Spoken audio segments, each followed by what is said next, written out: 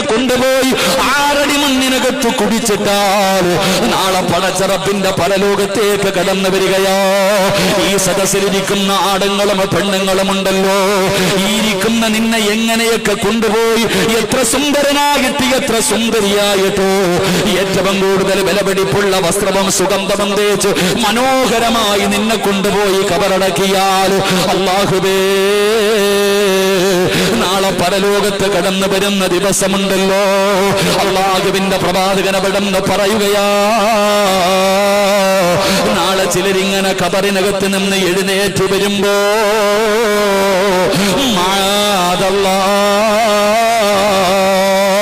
നാളെ ഖബറിനകത്ത് നിന്ന് എഴുന്നേറ്റ് പടച്ച റബ്ബിന്റെ കോടതിയിലേക്ക് അല്ലാഹുവിന്റെ മലക്കുകൾ നിന്നെ കൊണ്ടുവരുമ്പോ ജനങ്ങൾ മുഖം തിരിക്കുകയാ,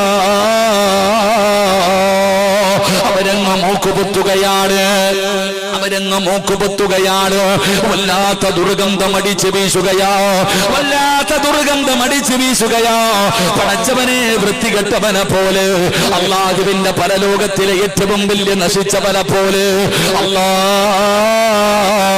നാളെ പരലോകത്ത് കടന്നു വരുന്ന ചില വിഭാഗമുണ്ടെന്ന് നബി മുഹമ്മദ് മുസ്തഫ സല്ലല്ലാഹു അലൈഹി വസല്ലമ തങ്ങൾ പറയുമ്പോ, കേവലം ഈ മണ്ണാർക്കാടിന്റെ പരിസരത്തുള്ള ഈ ഒരു ചെറിയ നാടുണ്ടല്ലോ, ഈ നാട്ടുകാരുടെ മുന്നിൽ, നിന്റെ ഭാര്യയുടെ മുന്നിൽ, നിന്റെ മക്കളുടെ മുന്നിൽ, നിന്റെ മാതാപിതാക്കളുടെ മുന്നിൽ, നിന്റെ കുടുംബക്കാരുടെ മുന്നിൽ, നിന്റെ നാട്ടുകാരുടെ മുന്നിലോ നാണം കെടുന്നതിനെ നീ വല്ലാതെ പേടിക്കുന്നതെങ്കിലോ, എടാ ഇതൊന്നുമല്ലടാ ചെറുപ്പക്കാരാ, പെങ്ങളെ ഇതൊന്നുമൊന്നുമല്ല പൊന്നുമോള്, ഭയപ്പെടേണ്ടത് ഇവിടെയല്ലടാ ചെറുപ്പക്കാരാ, എന്റെ ഉപ്പമാരേ ഭയപ്പെടേണ്ടത് ഇവിടെയല്ല.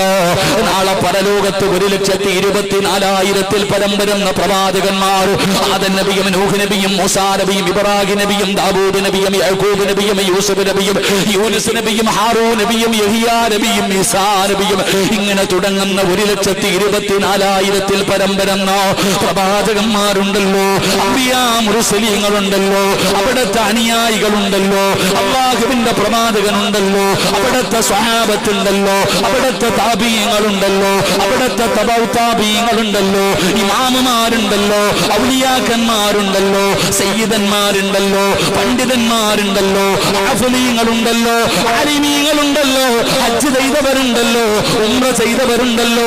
പടച്ചവനെ, നിന്റെ വാപ്പയും നിന്റെ ഉമ്മയും നിന്റെ ഭാര്യയും നിന്റെ മക്കളും നിന്റെ കൂടപ്പറപ്പും നിന്റെ കുടുംബക്കാരും നിന്റെ കൂട്ടുകാരും നിന്നെ സ്നേഹിച്ചവര് മുഴുവനും ആ കൂടാനി കൂടാനി കൂടാനി കൂടാനി വരുന്ന ജനങ്ങളുണ്ടല്ലോ, ആ ഒരുമിച്ച് നിൽക്കുന്ന ദിവസമുണ്ടല്ലോ, ആ ദിവസത്തിൽ നാണം കെട്ടുപോയാ, ആ ദിവസത്തിൽ നീ നിന്യനായി പോയാ, ആ ദിവസത്തിൽ നിന്നെ കാണുമ്പോ